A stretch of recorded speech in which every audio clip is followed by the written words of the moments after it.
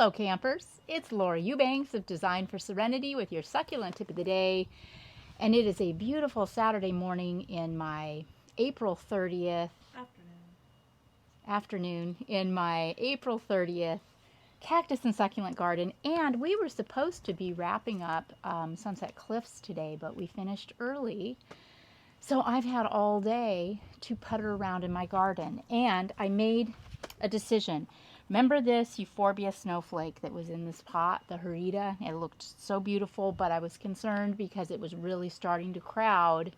So I went ahead and tipped it out of here. It was really easy, and just planted it in the ground. This is also, not a permanent home for that plant. As it continues to grow, eventually I'll need to find another place for it, but it should be good there for the foreseeable future. We'll just see how it goes. And I got this mammillaria at Brandon's when we were there the other day shopping for our Sunset Cliffs client. And I just couldn't resist. It's so stinking cute. And I thought it would be really pretty in this blue corner pot next to its beautiful cousin right here. So I thought I would plant it up with you. Now, this pot is already about half full with a combination of rock and soil. So I'm just going to continue to add some leftover dirt. I keep all the soil when I'm working in my garden from cans and from dig outs and whatnot for this very purpose, so that I will have good soil to work with anytime I need it. So remember how important it is to really push down the dirt in your pots. If you don't, in 6 months' time, your soil is going to decompose to the point where your plants will be sunk so far down in the pot that you might have to start over again, and nobody wants that. So do your due diligence and take your time and really push that soil down. If you've got packing bubbles, plastics, non-decompostables that you want to put in the bottom of your pots, you can fill them, up to halfway with rocks or anything heavy or non-decomposable before you add soil, if you so choose. That's fine. I just happen to have, as you can see, a somewhat significant amount of leftover dirt here, there, and everywhere. And it's, it is just about as generic in Heinz 57 as you can get. And that's, I'd rather use that than throw it away. This little euphorbia here that Hannah abused last year by leaving it in her apartment for too long, and it dropped all its leaves unceremoniously. So you also abused it then, because look at all these leaves that have been dropped, you abuser. No, this is just, it hasn't come back from the winter yet. Exactly, mine was winter harshness as well. Okay, but anywho, it is making its annual comeback, and I'm really, really pleased to see that. This is a really, really pretty plant. It was a gift too. Yes, and it was a gift from a lovely follower. It wasn't even a job that I was working on either. It was one Hannah was working on with Randy from Sea Greenscapes. It was just such a sweet, sweet thing. Okay, so we're going to kick this cactus out of the can. See what kind of root system we're working with here. Oh, it's pretty soft. Not a whole lot of root stuff going on. So I always take this opportunity to pull any little weeds too. It's a lot easier now to do this than after it's planted. Believe you me. So we'll just take care of those.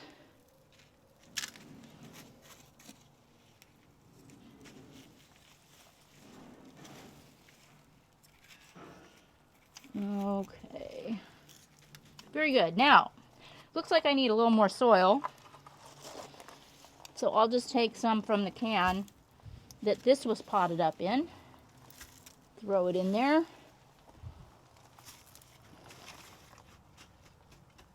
have a few extra buckets too? Yeah, I've got plenty. I may have overdone it. I'm going to push some of the dirt away from the sides. and just loosen it up a little more, not distressing the roots. but just shaking off some of the dirt so I can expose some more weeds and get those out of here.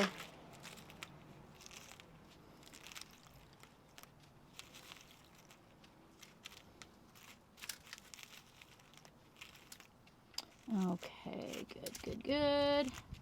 Now, I think this is the direction in which I want this staged, right? With the big piece in the back. Oh, so cute. Now, you know, I don't know how fast this cactus is going to grow. I have no idea. But it's going to be really pretty in this pot for a while, right? And if it does get too big, well, then we'll just find another place for it. Beauty of these plants is they're so adaptable, and for the most part, so easy to move and manipulate. Oh, I wanted to tell you guys too. I got an email from Christina in Pacific Beach. She was a client. We did her installation, I want to say 3 years ago, maybe 3.5 or 4. We used the basalt 1/2-inch top dressing rock for the first time on her property. It just looked amazing. Anywho, she's an avid gardener and really felt confident with her ability to manage her own installation and has done a great job, but has now hit the wall. So I'm going to be heading over there on Monday to take a look and do a walkthrough and give her an estimate for a maintenance. So that is bound to be one that we will all learn volumes on. And I might even be able to get it in. I'd like to get it in sometime next week because the following week we're back in La Jolla Shores. So I've got a couple of maintenance clients and some consultations, miscellaneous things to do this week coming up. And then it's back to the salt mines. Okay. This fiberglass I found in the garage. I used all the rest of what we had in Sunset Cliffs, but I'm just really all about fiberglass and cactus right now.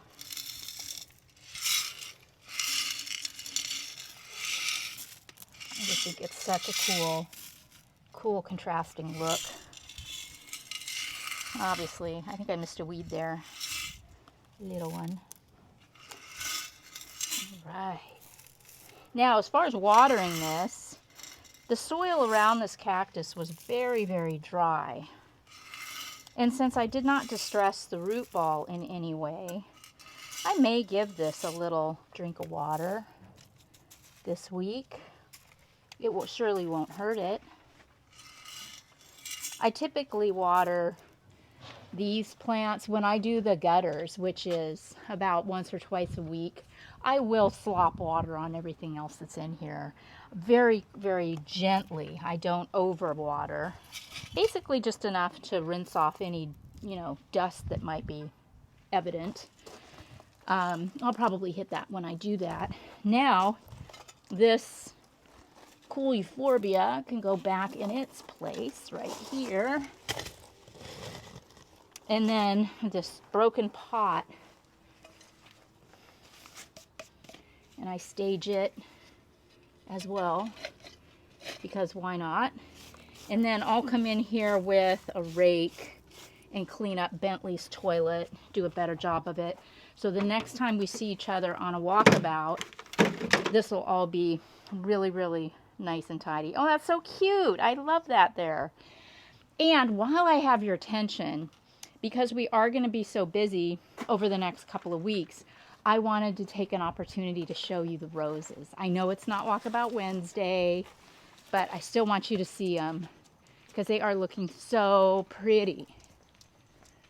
I'm so pleased. Yeah, Bentley. Oh my goodness. These are my David Austin Eden Climbing roses. They don't have a really pungent scent, but they're just so romantic and so beautiful. And I was so concerned this year that I cut them back too late, but I clearly didn't. They are just now throwing off their first flush of beauty, and this will go on through May. I remember every year on Mother's Day, I pick really beautiful bouquets and give them to special people in my life.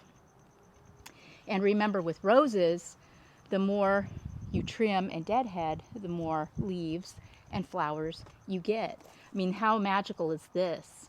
These roses amongst the Pilosocereus and the Cynthia Giddy. Ugh, I can't even.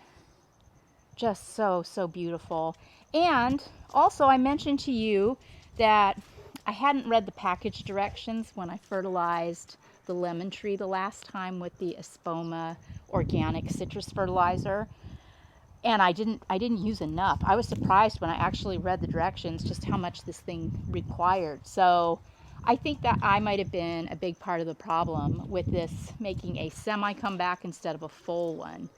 The Espoma, it's like $10, $11 for a bag of it, and you need to use about 3/4 of a bag per application on a tree this size, which I can do. I counted, and I have over 50 lemons on my tree, and right now they are all green and shiny and healthy.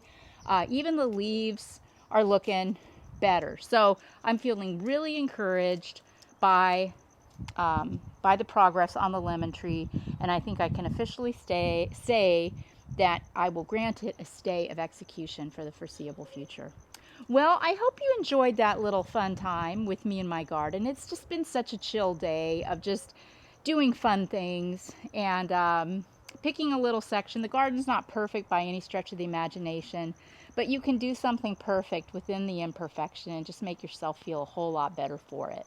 This has been Laura Eubanks of Design for Serenity, reporting from my garden in Chula Vista, California, with your succulent tip of the day. Bye, guys.